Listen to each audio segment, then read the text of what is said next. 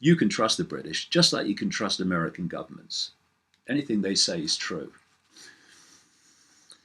Well, if you invert that, it's true. Another point of celebration this week, we are told, that after World War II, the Rothschild networks arranged for the relocation of great numbers of Jewish people out of Germany to settle in Palestine and take over another people's land. If anyone else did that, they'd send the boys in. But no, this is all fine, apparently, and we should celebrate it. We are asked to celebrate that Zionist terror groups like Irgun and the Stern Gang terrorize the Arab population of Palestine so comprehensively with their extraordinary violence that something like, at least, and the figure is said to be higher by many others, but at least 700 to 750,000 Arab people were forced to flee Palestine in terror, never to be allowed to return. So they're in a state of ongoing, a state of being a refugee from their own land. They were forced to flee their land because of the violence of Israeli terrorist groups like Irgun and the Stern Gang. And future Israeli prime ministers like Begin and Shamir were members of these terrorist abominations who then came to power as prime ministers and started condemning terrorism. Yes, we should celebrate that. Round of applause. Something else to celebrate. That the Rothschild Zionists coming in from Europe, through still more military force and terror, given increasingly over the years state-of-the-art weapons by America and Britain and others, have continued to steal more and more Palestinian land in illegally occupied areas like the West Bank, and continually push out the Palestinian population even today from the land that they illegally occupy, the Israelis illegally occupy, so that more and more Jewish settlements can just steal the land. It's been an ongoing theme from the start of stealing land from other people. And they want it all. That's the truth. And also this ongoing violence and apartheid against the Palestinians has created, yes, an apartheid state in Israel, in which non-Jewish people are not treated in the same way and given the same rights as Jewish people. There's a word for that: racism. But that racism apparently only goes one way. So this gathering, further stealing and seizing of Palestinian land, which is all illegal, but who cares, says Israel? We do what we like. Rothschild is our daddy. This has increased dramatically again since the Zionist-owned Donald Trump came to power and basically gave him a blank check. That's why they're doing it more and more. Who's going to question it? Are we asked then to celebrate that Gaza is little more than an open-air prison camp, denied basic services and amenities, and periodically bombed from the sky with state-of-the-art weapons, supplied, many of them, with the funding of America, Britain, and the other Western moral countries. The last one of these mass bombings of the innocent in Gaza in 2014 killed at least 2,000 Palestinians, including 500 children. Anyone think that's a cause for celebration? I have my doubts myself. And let's celebrate then that the Palestinian population, all these years later, after the Balfour Declaration, is subject to Israeli military law, which denies them fundamental rights, while Israeli settlers in illegally occupied West Bank settlements are subject to Israeli civilian and the criminal legal system. They had a word for that in South Africa, apartheid. So we are asked to celebrate that since the turn of the millennium, at least 8,000 Palestinian children have been arrested and prosecuted in an Israeli military detention center system, notorious for the systematic ill treatment and torture of Palestinian children, according to Palestinian agencies. About 500 to 700 Palestinian children are arrested, detained, and prosecuted by the Israeli military court system each year. According to the organization Defense for Children International Palestine, quote, the majority of children are detained from their West Bank homes during the middle of the night by heavily armed Israeli soldiers. Several hours after their arrest, children arrive at an interrogation and detention center alone, sleep deprived and often bruised and scared. Interrogations tend to be coercive, including a variety of verbal abuse, threats, and physical violence that ultimately result in a confession. Unlike Israeli children living in illegal settlements in the West Bank, Palestinian children are not accompanied by a parent and are generally interrogated without the benefit of legal advice or being informed of their right to silence. They are overwhelmingly accused of throwing stones, an offence that can lead to a potential maximum sentence of 10 to 20 years, depending on the child's age. Many are given confessions to sign written in Hebrew, which they don't understand. Cause for celebration, Mrs. May?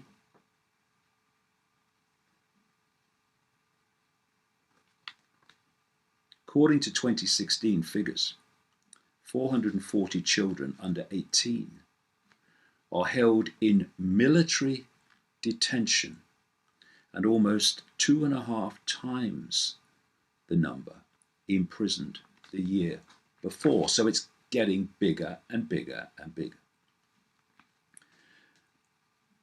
We're being asked to celebrate that the tentacles of the Israeli regime and its Rothschild masters ensure enormous and fundamental influence in the politics of other countries, not least in the United States and the UK, thus fundamentally influencing the US and British foreign policy in terms of actions against Israeli targets in the Middle East. Think Iraq, think Syria. And you're going to see Lebanon come in at some point to be demonized. Iran, already.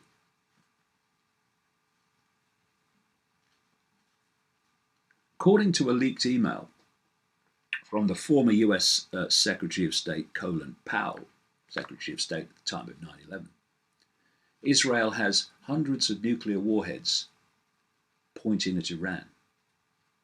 These are nuclear warheads from the Israeli nuclear program that the Israelis won't even admit they have, though it's an open secret. And countries like America have a policy of never asking. But Iran, oh, they haven't got nuclear weapons. But oh, they've got a nuclear program.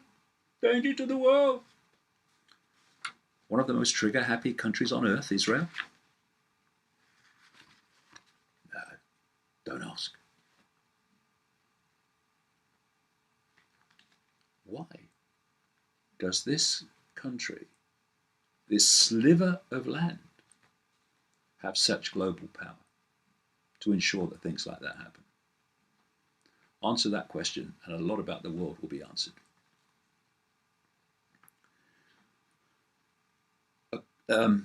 Zionism, this is another counterpoint on my list to celebrate. Zionism has no historic right to the land of Israel. It's a made-up story. The vast majority, the overwhelming, virtually totality of Jewish people today don't go back to the biblical Israel. And who wrote those stories in the Bible anyway?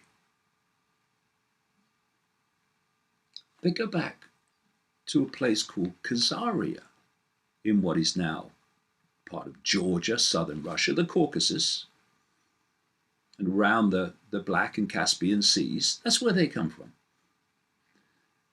And it was in the land of Khazaria that the king had a mass conversion of the population in 740 AD to Judaism. He had his reasons for that, which I'll go into in the books. And so that was nothing to do with race. It was a conversion to a belief system and an ideology called Judaism. And then as the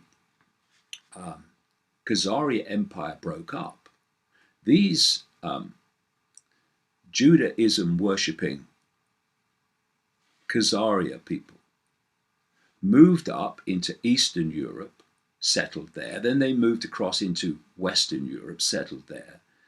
And they were the people that were in Germany when they were disgustingly, appallingly, unspeakably treated by the Nazis. The king of Khazaria was called the Kagan, which is why Kagan is such a common Jewish name today. And don't take my word for it. I would point you to two books by the Jewish historian Shlomo Sand, professor of history at Tel Aviv University.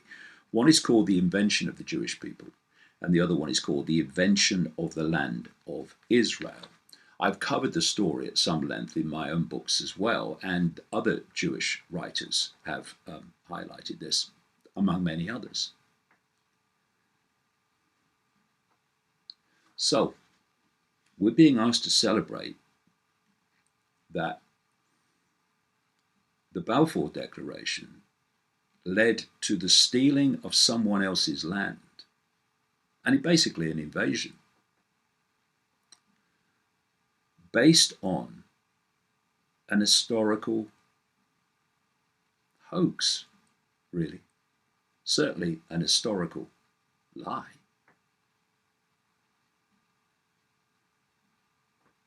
And that is what the suppression of open debate and free discourse of information is designed to stop. That's why Zionism has this extraordinary network of attack dog groups, hate groups actually, because they're trying to get the population to hate their targets. That's why they have such a large and sophisticated network whose goal is to suppress information that would challenge the official story about Israel, its history, and right to present day. And Netanyahu said at this dinner with Theresa May that Israel was committed to peace and that the Palestinians should finally accept the Jewish national home and finally accept the Jewish state. Well, first of all, the Jewish national home is not has no basis in history, if the truth be told. And to accept the Jewish state, why not the Israeli state with all people equally included? No, Jewish state. And these are the people that go on, use it as a weapon of silencing people, of silencing criticism. They go on and on about racism. And Netanyahu said, and when they do accept the Jewish state, the road to peace will be infinitely closer. In my opinion, peace will be achievable. Well, that's not the idea. It was never the idea.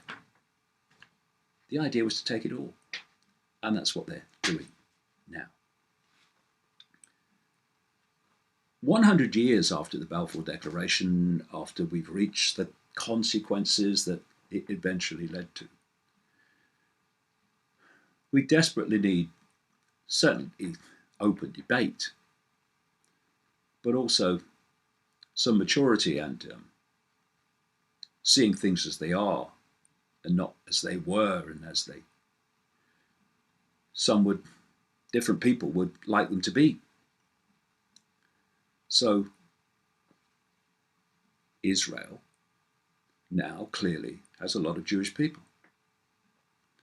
And saying, get out, disappear, is not a credible option, not in my opinion.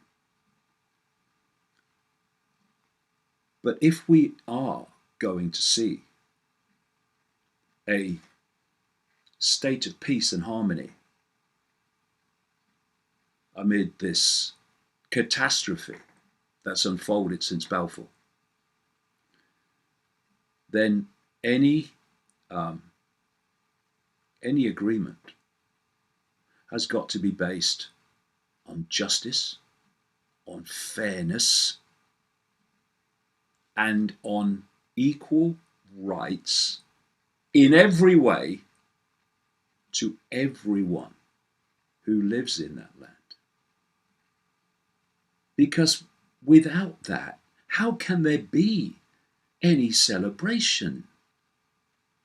How can you celebrate an apartheid state in which one group dictates everything about the other group and continually steals even more of its land? We want peace, Mr. Netanyahu. The last thing you bloody want. You want control of everything. And if this 100th anniversary of Balfour is to potentially celebrate anything, and what this point of history, this 100th anniversary, should have been, is to use it as a focus to stop having one group of people impose their will mercilessly, militarily, upon another, and use it as the foundation to say, look where treating people like that has got us. we need another way. And that is a situation where the Palestinian population have equal rights to the Jewish population, equal justice, equal fairness, equality in every way.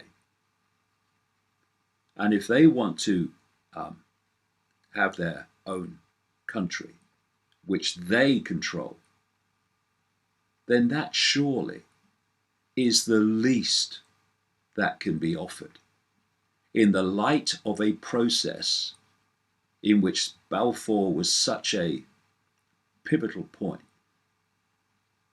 in which a population from outside of someone else's land came in and just stole it, in effect, took it over by force, by violence. Is there no compassion? Is there no sense of decency that says, let's try to put that right as best we can in the circumstances we have? Okay, this is your land to do with what you will. And you just accept this is our land and we'll run this. But there are no compromises based on justice and peace and fairness and putting right the ills and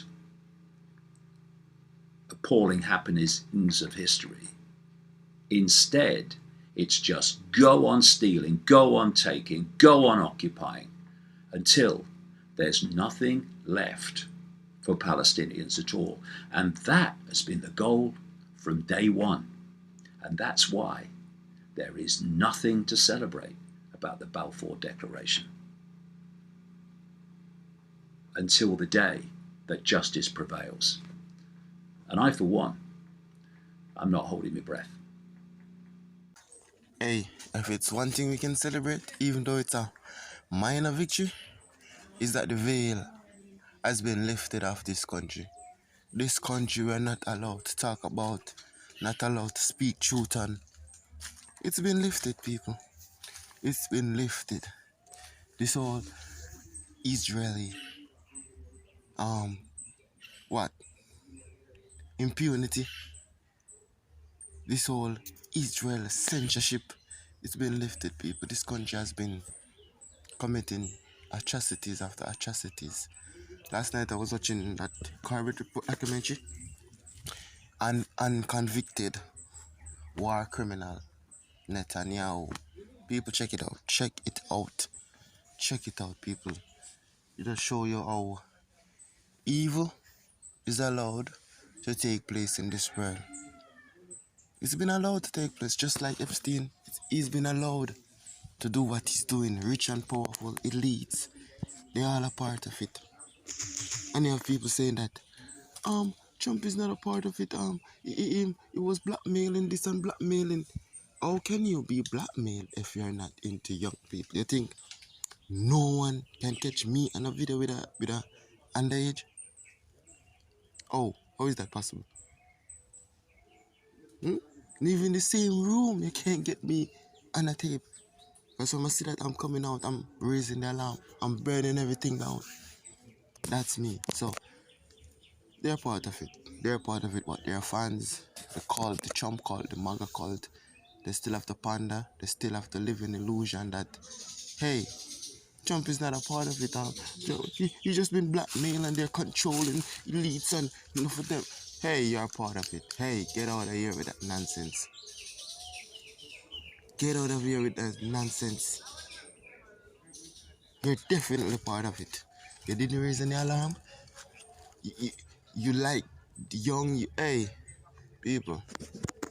As I said, I'm so glad this veil has been lifted. I remember even Kyrie Irving shared a link about the history of the Semites. I know black people cannot be anti-Semitic. And the man, the whole entire NBA came down on the man. Literally tried to take the man's career. He had to apologize, pay fee, go to class, go to that class. What the hell? Because of a documentary that's allowed to exist on Amazon. So why is that Amazon banned? Why is that Amazon cancelled? But we know people. It's the power they hold. And as I said, I'm glad this veil has been lifted of these evil people. So we are your people, continue to fight, continue to struggle, push on to wake up as much as we can and to open eyes to the evils of this world hidden in the dark. And it's not, well, to be honest, it's not much that's hidden in the dark. Everything is out in the open now. Everything is open, out in the open. They're not hiding it. They're not hiding it anymore. But you still have people who refuse to see, close their eyes at the truth. But someday they must wake up. They're gonna get a rude awakening. And I'm here for it. So we are your people. We are here still fighting.